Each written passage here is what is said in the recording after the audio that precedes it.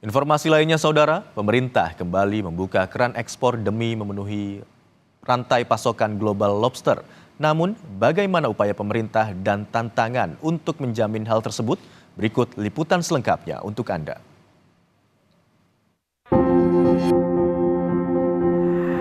Di tengah upaya pemerintah menjadikan Indonesia sebagai global supply chain lobster, problematika penyelundupan benih-bening lobster atau BBL ke negara Naga Biru atau Vietnam tak kunjung henti.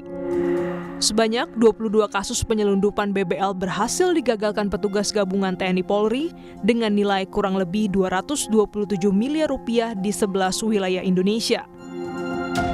Terkait hal ini, Kementerian Kelautan dan Perikanan atau KKP berupaya menanggulanginya dengan menerbitkan Peraturan Menteri Kelautan dan Perikanan Nomor 7 Tahun 2024. Aturan ini bertujuan agar ekosistem bisnis lobster berjalan dengan baik, bahkan ke depannya bisa bermitra pula dengan Tiongkok. Vietnam sebagai negara penampung BBL selundupan mengalami kesulitan dalam penjualan hasil budidayanya yang jauh lebih unggul dari Indonesia, karena tidak dapat menunjukkan hasil rekam jejak sebagai persyaratan ekspor. Maka dari itu, pemerintah menjalin kerjasama dengan Vietnam untuk melakukan pengembangan lobster sesuai dengan cara budidaya ikan yang baik demi kesejahteraan banyak pihak. Namun, di lain pihak, sejumlah pembudidaya lobster yang tidak masuk dalam mitra KKP di Kampung Lobster Teluk Jukung, Kecamatan Jerowaru, Lombok Timur, Nusa Tenggara Barat, menyatakan keberatan terhadap langkah pemerintah. BBL diekspor, harga lobster konsumsi pun jadi turun. Apa penyebabnya? Karena kita sama-sama melakukan budidaya, sedangkan pasar kita kan lebih dominan ke Cina. Sekarang benur kami sudah diekspor, baik secara legal maupun ilegal.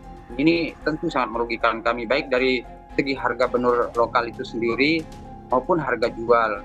Karena ketika benur ini diekspor secara legal, artinya akan ada persaingan antara pembudidaya Indonesia dengan yang di luar. Benur lobster itu seringkali saya untuk mendengar informasi dari pihak instansi oknum yang ada di pusat bahwa tidak bisa untuk dibudidaya di dalam negeri. Itu sangat saya keberatan. Waktu masyarakat yang ingin bekerja untuk negaranya sendiri sangat merasa keberatan.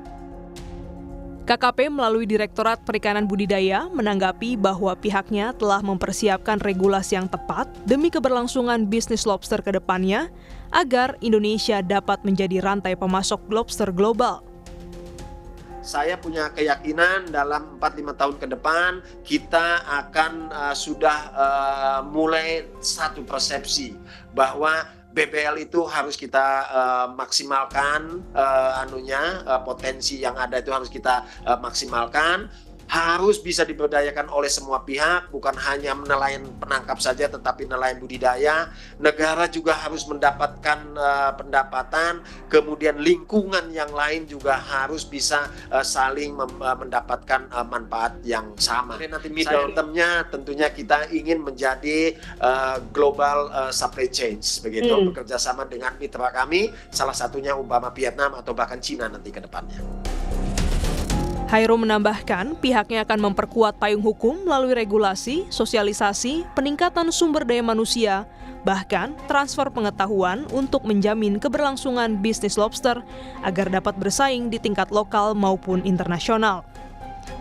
Rencana pemerintah menarik perhatian Koalisi Rakyat untuk Keadilan Perikanan atau KIARA yang menilai pemerintah telah salah langkah. Dasar dari kebijakan ini lahir adalah penyelundupan, maka penegakan hukum harusnya solusinya, bukan dengan membuka keran ekspor.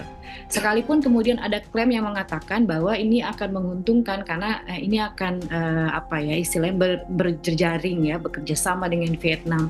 Tapi perlu diingat juga hari ini Vietnam ini juga menjadi salah satu negara yang menampung paling banyak benih-benih lobster kita gitu. Artinya kalau kemudian mau ada transfer ilmu, seharusnya ya lakukan saja transfer ilmu itu gitu ya. Dan engagement yang dibangun bukan orientasinya kepada ekspornya gitu.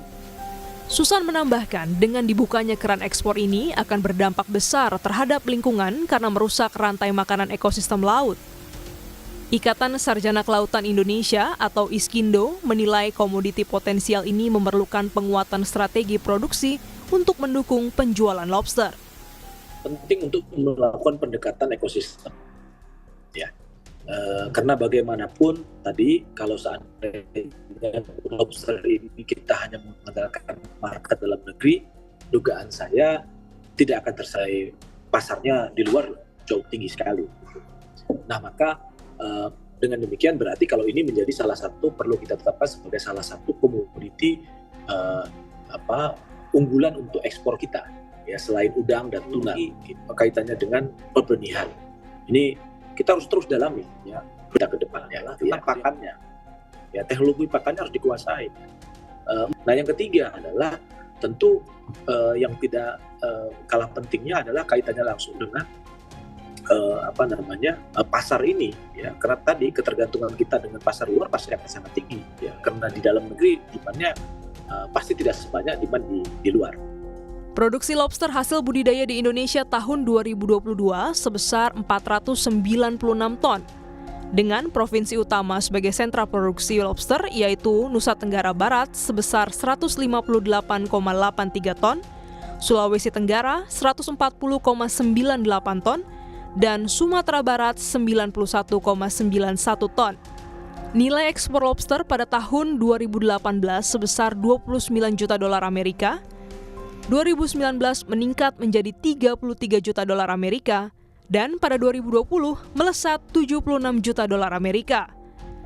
Pandemi COVID pada 2021 membuat nilai ekspor anjlok menjadi 28 juta dolar, 2022 25 juta dolar, dan 2023 sebesar 23 juta dolar Amerika. Beragam upaya dibangun pemerintah untuk menjadikan Indonesia pemasok utama global lobster. Namun, sejumlah tantangan masih ada di depan mata. Akankah regulasi pemerintah dapat mewujudkan langkah konkretnya dengan segudang permasalahan yang ada? Aturan telah tertuang, lobster-lobster akankah pulang? Janji manis regulasi akan menang? Siapakah Nun jadi pemenang? Glenis Oktania, Kompas TV, Jakarta.